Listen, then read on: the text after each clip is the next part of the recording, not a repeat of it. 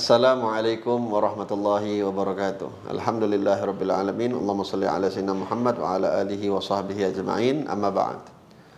Kembali lagi kita di dalam kajian hadis Arba'in An-Nawawi yang insyaallah hari ini kita akan melanjutkan di dalam pembahasan kitab hadis Arba'in An-Nawawi, yaitu hadis yang kedua yang dinukil oleh Imam Nawawi daripada hadis-hadisnya Nabi Muhammad sallallahu alaihi wa ala alihi wasallam.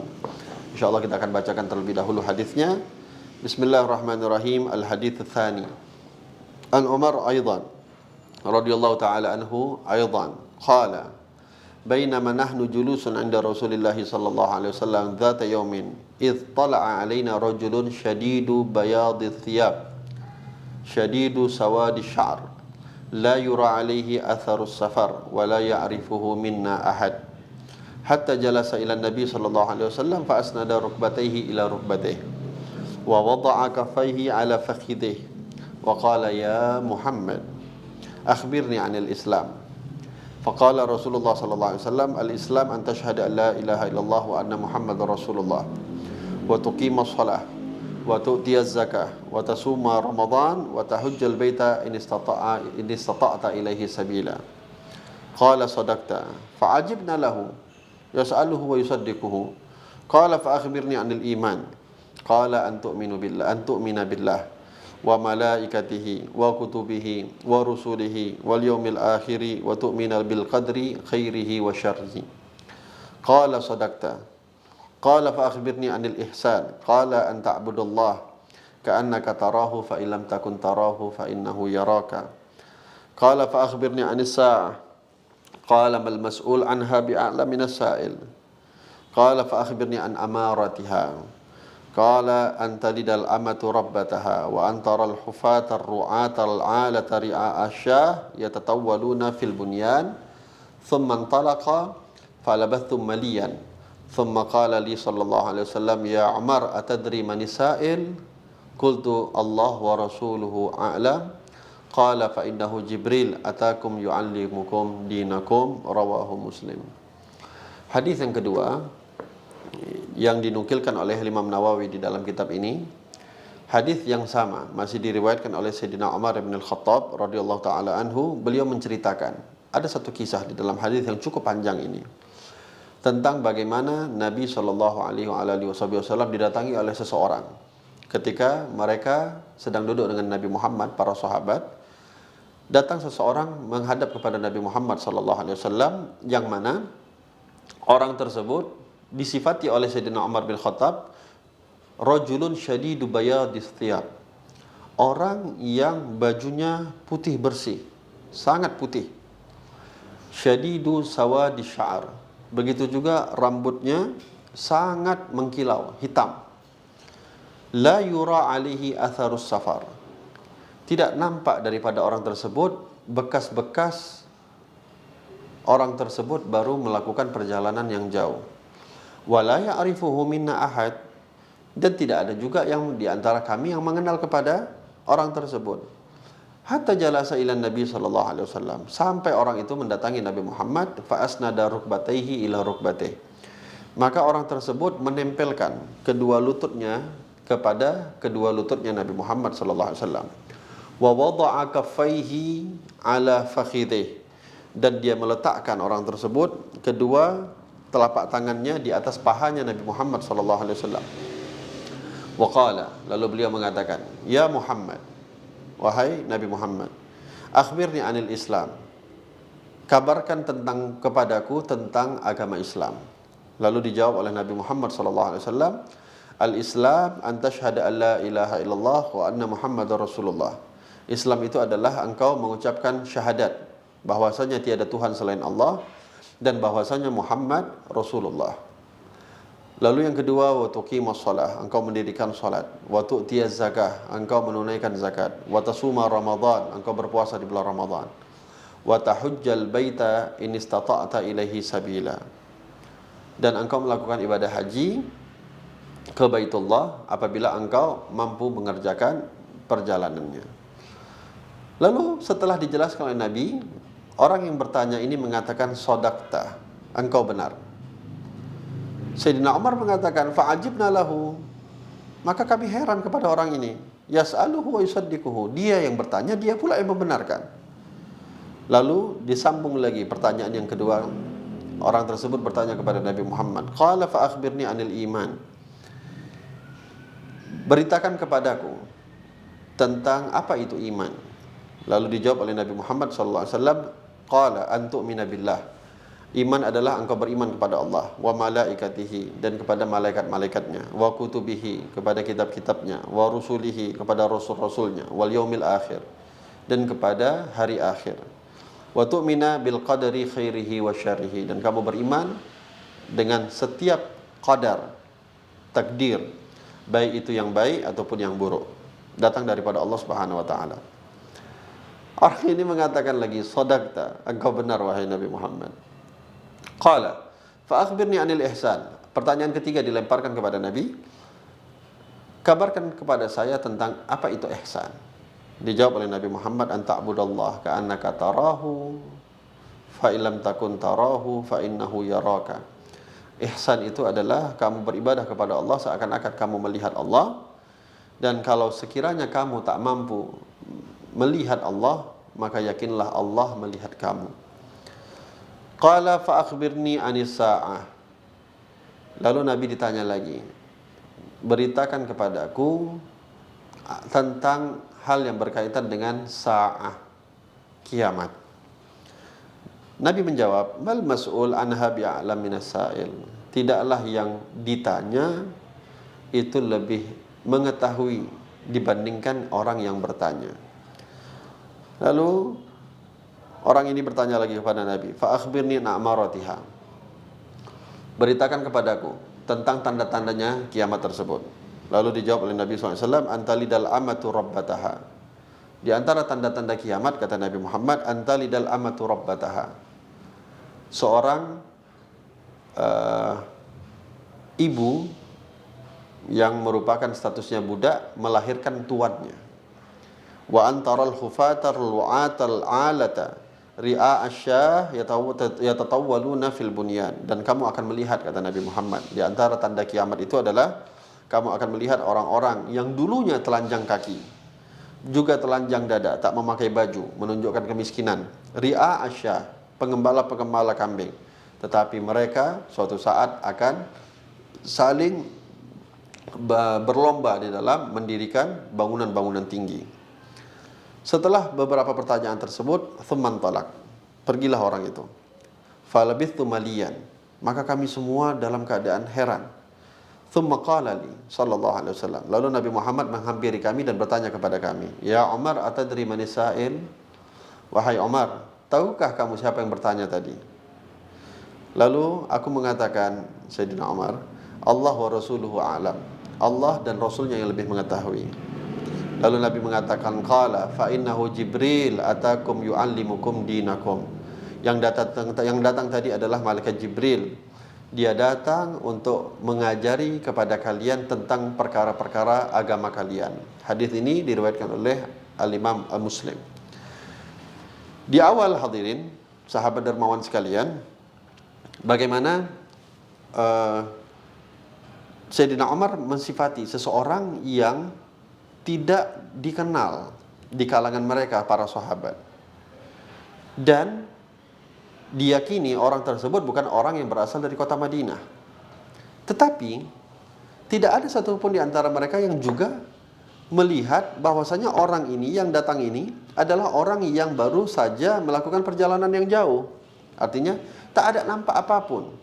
Ya, dulu kan kita tahu perjalanan yang jauh itu adalah orang kalau pergi kemana-mana naik unta, naik kuda atau jalan kaki. Tidak dilihat ada kendaraan, unta tidak ada, kuda tidak ada, dia jalan kaki. Tapi seakan-akan ini orang tak ada bekas apapun daripada perjalanan jauh. Sementara kami nggak ada yang mengenal. Artinya orang Madinah tidak mungkin, tapi orang luar kota Madinah tak nampak tanda-tandanya. Itu yang diherankan oleh Sayyidina Umar bin Khattab. Sampailah orang ini mendatangi Nabi Muhammad, lalu duduk, ya sebagaimana disifati oleh Sayyidina Umar, ya mendekatkan kedua lututnya ke kedua lututnya Nabi, lalu meletakkan kedua telapak tangannya di atas paha Nabi. Nah, di sini beberapa pertanyaan ditanyakan oleh orang tersebut. Yang mana apa yang ditanyakan oleh orang tersebut kepada Nabi Muhammad SAW adalah merupakan rukun agama yang harus kita imani. Kita punya rukun agama 3. Yang pertama adalah Islam, yang kedua adalah iman, dan yang ketiga adalah ihsan. Pertanyaan-pertanyaan yang diberikan, yang pertama adalah apa itu rukun Islam? Dijawab oleh Nabi Muhammad, 5 rukun Islam yang sama kita ketahui. Tetapi yang membuat heran kepada Sayyidina Umar bin Khattab adalah ini orang bertanya dan dia membenarkan setelah apa yang dijawab oleh Nabi Muhammad SAW. Semakin terheran Sayyidina Umar. Lalu ditanyalah tentang iman dan Nabi menjawab rukun iman yang biasa kita imani. Lalu dikatakan lagi sodakta, engkau benar. Ditanya lagi kepada Nabi tentang apa itu ihsan. Ya, dijawab oleh Nabi, engkau beribadah kepada Allah seakan-akan engkau melihat Allah. Kalau tak mampu, ya yakinlah Allah senantiasa melihat engkau. Ini adalah maratib atau kedudukan yang paling tertinggi. Lalu pertanyaan keempat ditanyakan kepada Nabi Muhammad SAW, fa akhbirni anis sa'ah, kabarkan aku tentang kiamat. Maka Nabi Muhammad SAW dengan sifat tawadhu'nya, beliau menjawab, mal mas'ul anha a'lam minas sa'il. Tidaklah yang ditanya itu lebih mengetahui dibandingkan yang bertanya. Tapi tidak terhenti sampai di situ.